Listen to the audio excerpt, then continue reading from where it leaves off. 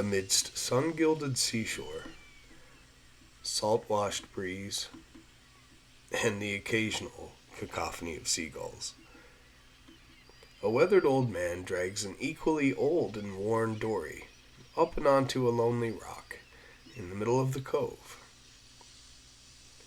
He's been looking forward to this moment all day, a chance to get away from everyone and everything, to lose himself in the soothing breath of the tide, as well as his stories.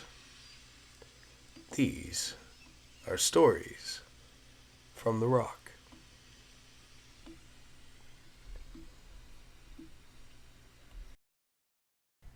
Hi everyone, and welcome to our third episode of Stories from the Rock.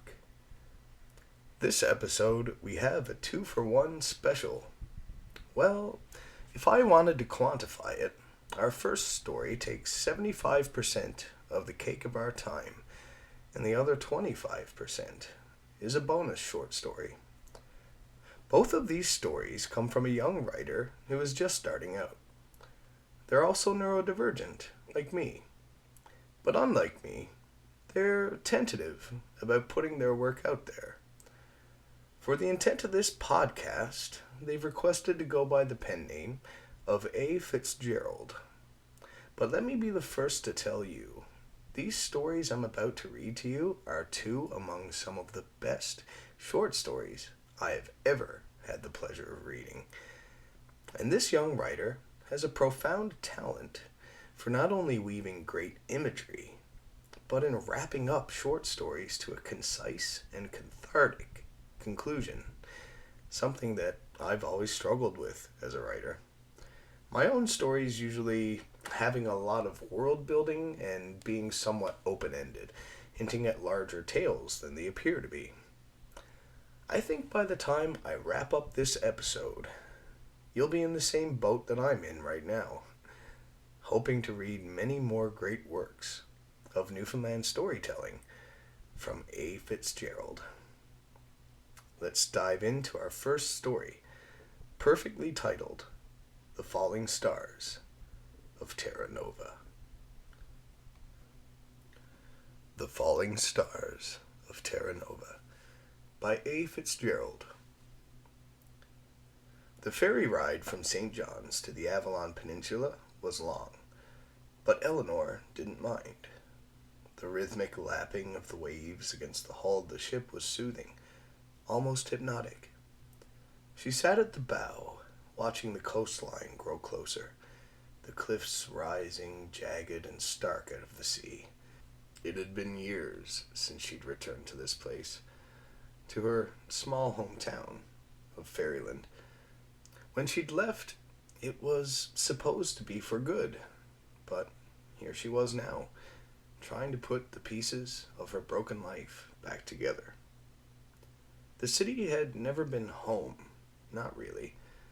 The years had passed in a blur of work and distractions, but after Thomas, after his death, she had been lost. The cottage she'd rented near the cliffs offered some solace, even if the memories seemed to linger in the salt air. Memories of Thomas, of their plans, of their love. The ferry docked, and Eleanor stepped off, feeling the cold air wrap around her like an old, familiar coat. Her phone buzzed in her pocket.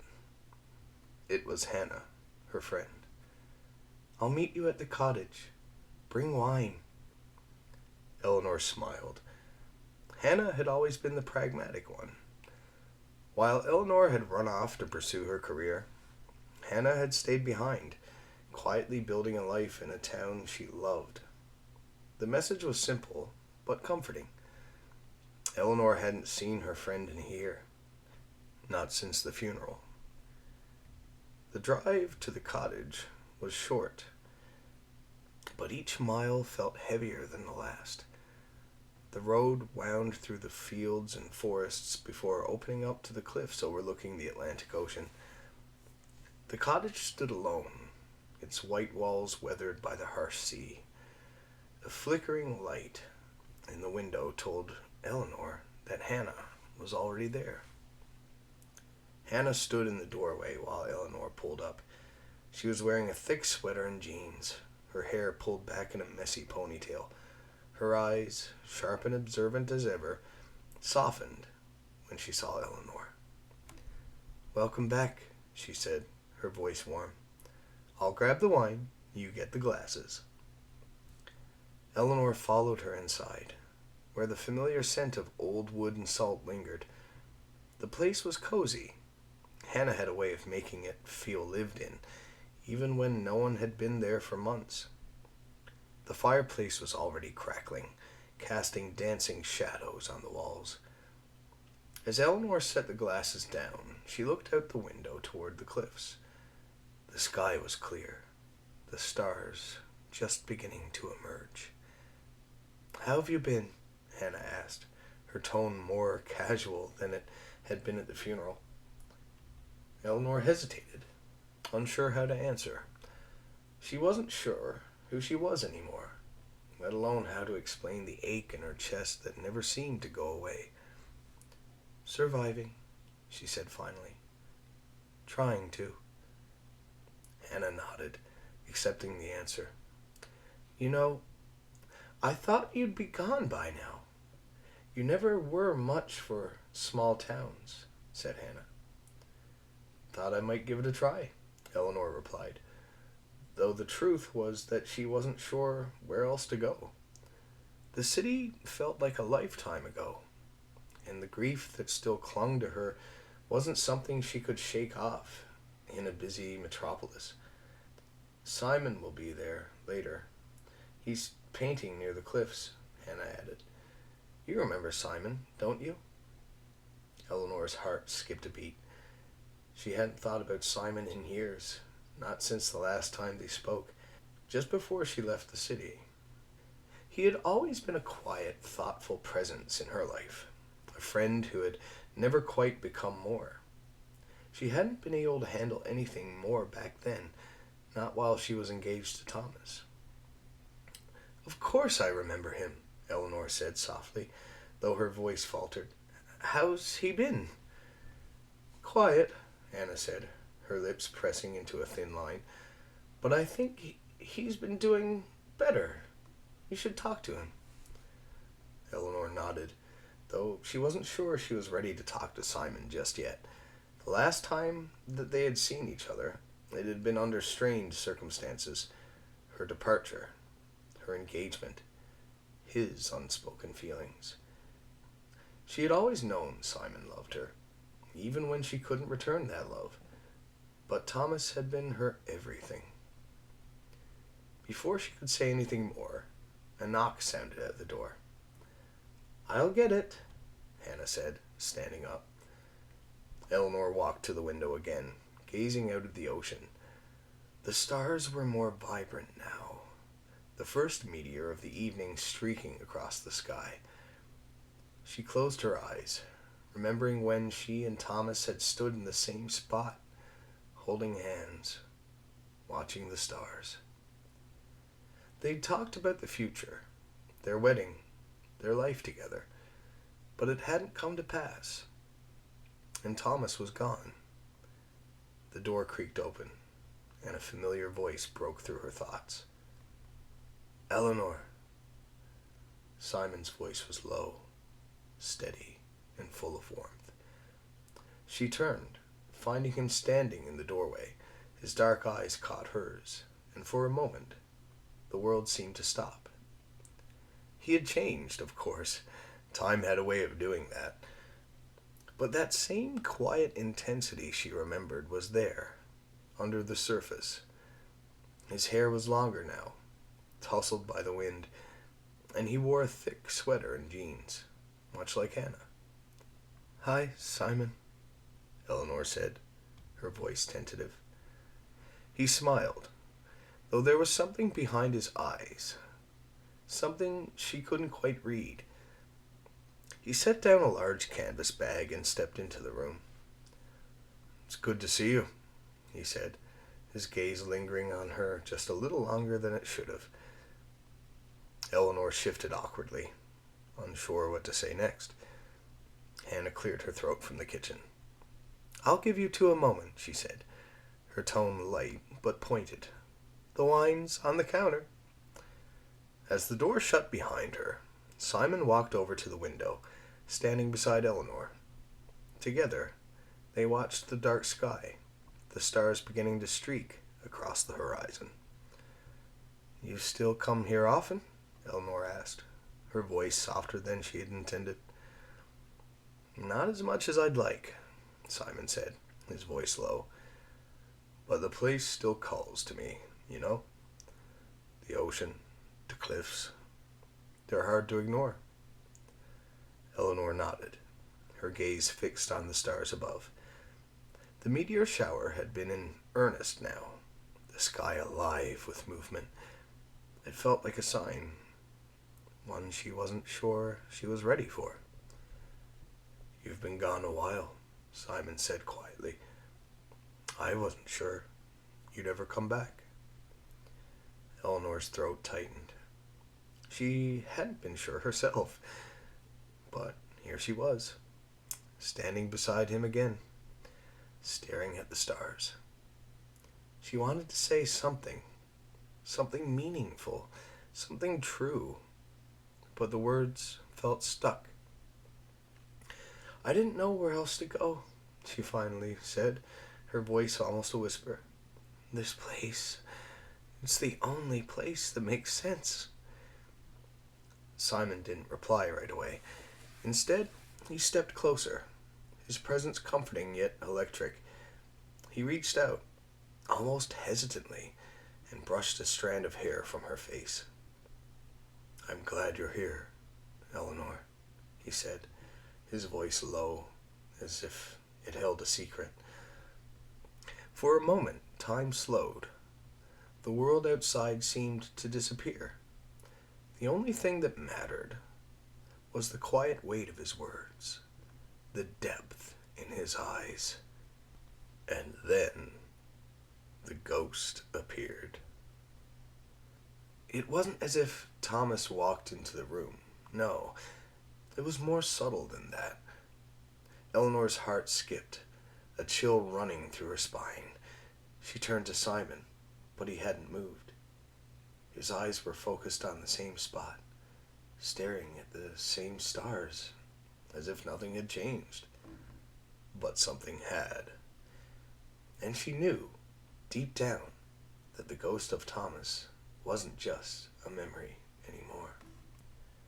The presence of Thomas hung like a shadow over the room, an eerie stillness that no one seemed to acknowledge but Eleanor. Eleanor's chest tightened, and the air grew colder despite the fire crackling in the hearth. Her pulse quickened, and she turned her head slowly, trying to shake the feeling. But it was as if his essence lingered in the very fabric of the room. Simon, still standing at her side, shifted slightly, his eyes distant, lost in the night sky outside the window. But Eleanor could swear, could feel, that he had noticed it too. Her breath came in shallow gasps as she struggled to remain composed. Did you feel that?" she asked, her voice quivering despite her best efforts. Simon glanced at her, his expression unreadable. "Feel what?" Eleanor's eyes darted to the window again, expecting to see something, anything, out of place. But the cliffs stood silent in the dark, the sea waves crashing softly below. The meteor shower continued to streak across the sky, a cascade of silver trails against the velvet of blackness. "There's something here," she whispered, her voice catching in the stillness. Simon met her gaze then, his eyes wide and earnest. "You don't mean..." But Eleanor didn't let him finish. She knew. The weight in the air was undeniable, something that had been growing ever since she stepped foot in this place again. The presence of Thomas wasn't just in her mind. He was here, somewhere just beyond the reach of her senses, watching, waiting. She turned her back to Simon, closing her eyes to collect herself, and the coldness never left her skin. "I'm sorry," she said, her voice barely audible. "It's just the house, the place." Simon didn't respond immediately. Instead, he took a tentative step forward, then another, until he was standing beside her again. "It's just the past, Eleanor. This place, it'll always remind you of him. But the stars, they're a reminder that you can move forward too. Maybe it's time to let go of the things that hold you back," Simon stammered.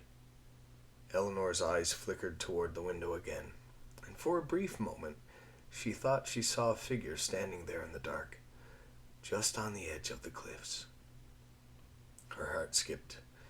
She wanted to call out, but something kept her still, her breath trapped in her throat, and then it was gone.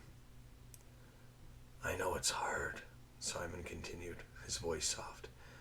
"I'm not asking you to forget, just to..." Eleanor suddenly spun toward him, her emotions bursting free in an overwhelming surge. "I don't know what to do anymore, Simon. I don't know how to get rid of him." Her voice cracked, and the weight of it, of everything, pressed down on her chest. Simon reached for her, his hand gently touching her arm. "You're not alone. You don't have to do it alone." His voice was warm, offering a steady reassurance that seemed to cut through the fog of her emotions, but it wasn't enough. The truth was, no matter how hard she tried, she couldn't escape Thomas's memory.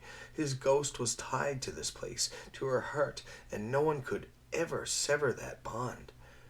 Before she could say anything else, the door to the cottage opened with a small creak, and Hannah stepped inside, holding a bottle of red wine in her hands.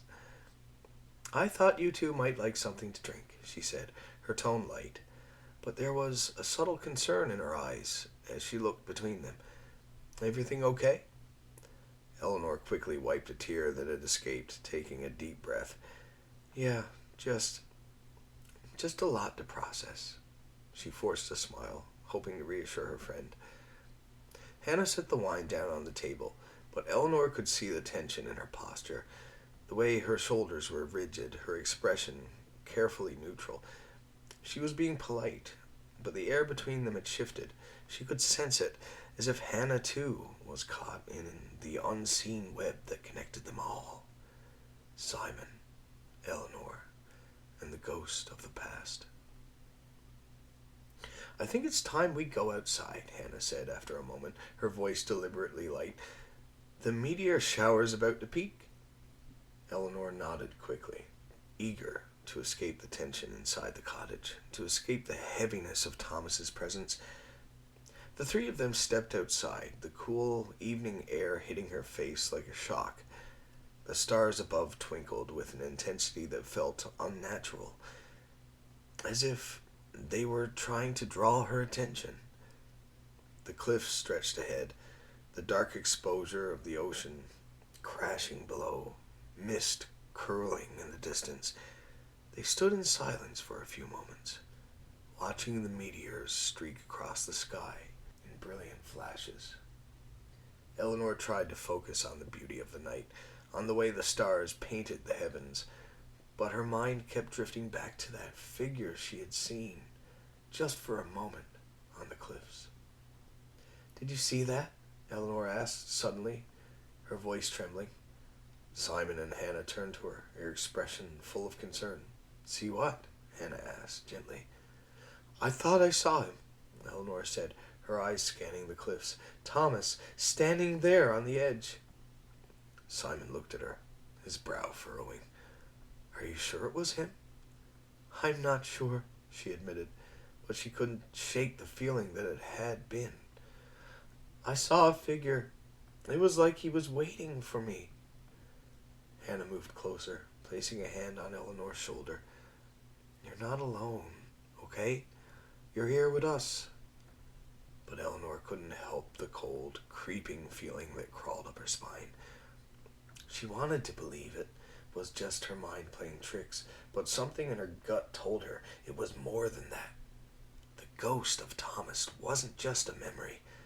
He was here, lingering on the edges of life, refusing to let go. The days that followed were filled with the steady pull of uncertainty. The meteor shower had passed, but the sky remained unusually clear, as though the stars were still watching. Eleanor tried to push through, to focus on her work and the time she'd spent reconnecting with Hannah, but the presence of Thomas, a feeling more than anything tangible, hung over her, lingering in every shadow and every quiet moment. One evening, as the fog rolled in thick and heavy from the sea, Eleanor found herself alone again in the cottage, staring at the fireplace where the embers slowly burned out. The air was still, thick with the scent of salt and earth. She had heard nothing from Simon or Hannah all day, and the silence seemed oppressive now, pressing against her chest. There was a knock at the door. Eleanor jumped, startled by the sudden sound, and walked over to the door. Her hand hesitated before she opened it. For some reason, she already knew who would be standing there.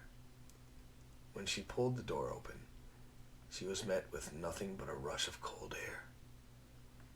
There, just at the edge of the cliff, she saw him. Thomas. He was there again, standing at the very place where she had first seen him, years ago, when they had shared their first kiss, their first promise. She gasped and took a step forward, but as she did, the figure vanished like smoke in the wind. Thomas! She cried out, but the air around her felt empty. There was no answer. The feeling of his presence, though, remained, and in that moment Eleanor realized the truth. She had been holding on for too long. She had been living in the shadow of a man who was no longer there. And now Thomas was telling her that it was time to move on. The days that followed were filled with a quiet introspection. Eleanor couldn't stop thinking about what had happened, the figure she had seen. Was it truly Thomas's ghost, or was it just her grief manifesting in a way that could no longer be controlled? Simon and Hannah were there, of course, but even their comforting presence didn't seem to lift the weight off her chest. One night, Simon found her on the cliffs, standing near the same spot she had seen Thomas's ghost. The sky above was brilliant, and the stars seemed to stretch out forever. You're still here, he said quietly, stepping up beside her. Eleanor nodded, tears welling up in her eyes. I thought I could let him go, but I'm not sure I ever really did. Simon reached for her hand, his touch warm, steady. You don't have to do it alone, Eleanor. Not now. Not ever. For a long moment, she simply stood there, listening to the wind, feeling the pull of the stars above. The presence of Thomas had faded, but the weight of everything, her past, her future, the uncertainty of what lay ahead, remained. I think I'm ready now, she said softly. Ready to move on.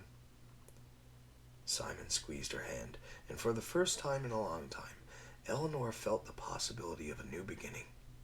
The stars above seemed to shine a little lighter. The past might never fully disappear, but she had no longer to be prisoner. And with Simon by her side, she finally felt ready to take the first step towards something new. Wow, that's a great story. Especially a great story coming from someone who is just starting their career. And I don't know about you, but I really want to read more from A. Fitzgerald. Luckily, we're not quite at our time limit yet, and we do get to read a little bit more from A. Fitzgerald. This story is very much shorter than the first, but in my opinion, it's the best of the two. It's titled The Golden Tree, and though the tone is quite different from the first story, this one packs a punch. Let's dive right in. This is The Golden Tree by A. Fitzgerald. Rory always worked alone in the woods near Cornerbrook. It was the way he preferred it. Quiet. Solitude. The rhythmic chop of his axe as he felled trees, the smell of pine resin, the crunch of bark and wood under his boots. These were the things that kept him grounded, kept him purposeful. There was something in the stillness of the forest that allowed him and his mind to slow down, something in the repetition of the work that made everything feel simple, clean. He had been in these woods for years now, since he was a young man, picking up odd jobs here and there, cutting trees and hauling timber, always moving from one part of the forest to another. There was a certain joy in it, the kind of work that left you feeling physically drained but mentally clear. But Rory had learned over the years to keep his distance from the people who lived in Cornerbrook. He wasn't one for socializing, not after all that had happened. It was easier this way. The day he found the golden tree began like any other.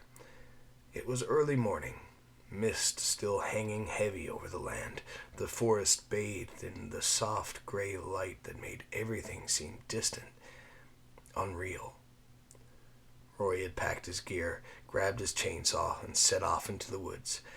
There was a peculiar section he was working through that day, a part of the forest where the trees were older, taller, their bark thick and knotted from years of growth, and something more.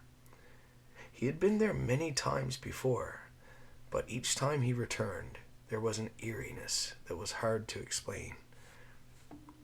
But that morning, something was even more different.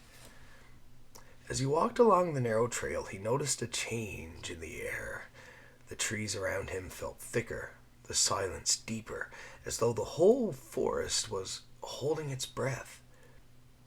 Rory paused for a moment, the hairs on the back of his neck standing up. He didn't know why, but something inside him told him to keep going. He walked a little further, the path twisting and turning through the thick pines, until he came to a small clearing, and there, standing like a monument to the forest's ancient beauty, was a tree unlike any he had ever seen. Its trunk was gold. The bark, instead of the usual brown and green hues that marked the life of every other tree, shimmered with a soft, almost ethereal glow. The leaves, though still green, had a sheen to them that caught the light in strange and beautiful ways. It was as though the tree had absorbed the very essence of the sun, holding in its branches, in its roots. Rory stood there for what felt like an eternity, staring at the tree, his breath caught in his throat. He had seen a lot in his years of working in the woods, but nothing like this. No tree had ever appeared so out of place, so impossibly perfect. At first, he thought it was some sort of illusion, something the mist and the early morning light were playing on his senses. But no. He blinked and rubbed his eyes, but the golden tree remained, standing tall and strong in the center of the clearing, glowing softly, its golden bark shimmering in the quiet of the woods. He felt an urge, a primal, deep-seated urge to take his chainsaw and bring it down. The golden tree was just another tree, after all, just another job. He needed the money, and the timber in this area was prime. It would fetch a good price. No, a fortune. But as he stepped closer, his hand instinctively reaching for the chainsaw, something stopped him. There was a feeling in the air now, an almost electric charge, like the forest itself was warning him. He paused, his fingers tightening around the chainsaw's handle, but not starting it. He looked up at the golden tree, its branches swaying gently in the wind that wasn't there. And then he heard it. A voice, faint, distant like a whisper carried on the wind. Don't. The word was simple, direct, and yet it echoed through the clearing, reverberating deep in his chest, resonating with something he couldn't explain. Rory froze. His heart skipped a beat, his breath caught in his throat, the air around him seemed to still even more, and the golden tree seemed to glow brighter, its leaves rustling softly, as if it was trying to speak. Rory blinked, his mind scrambling to make sense of what was happening. He hadn't imagined the voice. It was real. It had come from the tree. Slowly, Rory stepped back, his grip loosening on the chainsaw. He had no idea what was happening, but instinct told him that cutting down this tree was wrong. He couldn't explain why, but every part of him felt it deep in his bones. The woods, for all their quiet and solitude, had always felt like home, like a place he belonged, and now standing before this tree it felt as though the forest was alive in a way he had never known before. The voice came again, soft but insistent. "Please, leave me be." Roy's heart pounded in his chest. He could hear the desperation in the words, like the tree was begging him for mercy, for understanding. He felt a sudden sense of responsibility, like it wasn't just his decision anymore. He wanted to run, to drop the chainsaw, and head back to the safety of the familiar woods he knew, but something rooted him in place, something that told him to stay. The golden tree shimmered in the growing light, its branches swaying in a way that seemed almost alive. He felt a strange connection to it, as if he could feel the pulse of life coursing through its golden bark, everything ancient and powerful. It was not just a tree, it was something more, something sacred. Rory swallowed hard, his throat dry. He had never been one for believing in old stories or legend, the kind of tales his grandfather had told him when he was younger about spirits and magical beings that lived in the woods. But standing here now, in the presence of this golden tree, he couldn't deny that there was something else at work, something beyond his understanding. He hesitated for another long moment, staring at the tree, weighing the choices in his mind. There was a part of him that could still hear the voice of practicality, the part of him that had been raised to work hard, to cut down trees and haul timber and make a living, the only way he knew how.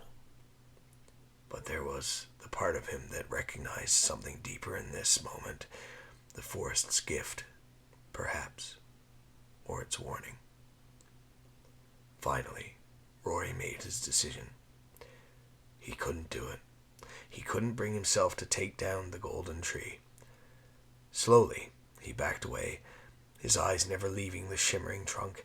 As he turned to leave, the golden tree seemed to grow even brighter, its branches swaying more vigorously, as if it were thanking him, or perhaps guiding him away.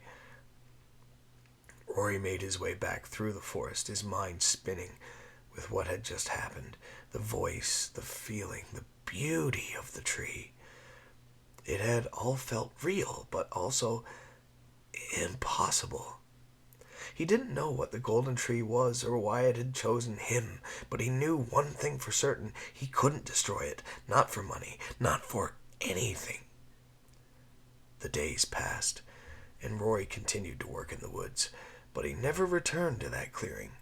The memory of the golden tree lingered in his mind, haunting him, though he didn't know why. He had made the right choice, he told himself. He had respected the woods, respected the life that flourished there. But there was something else, something deeper that he couldn't put into words. Years later, when the leaves turned golden and the first frost peppered the ground, Rory would often find himself back in the woods, standing in the quiet of the trees. And every time, without fail, he would feel the pull of that golden tree. Actually, you know what? Doot doot doot doot doot. Years later, when the leaves turned golden and the first frost covered the ground, Roy would often find himself back in the woods, standing in the quiet of the trees. And every time, without fail, he would feel the pull of that golden tree, just beyond the edge of his memory, waiting, untouched, and still shining in the heart of the forest. And in the quiet moments, when the wind whispered through the trees, he could almost hear it again. Thank you. The end. And wow, am I right? That is the story that gripped me. That was the one that I read, and by the end of it, my cheeks were burning. I was smiling so hard. It is perhaps one of the greatest short stories I have ever read. It is one of the shorter ones, too. It was poignant. It was almost poetic, elegant, and I loved it so much.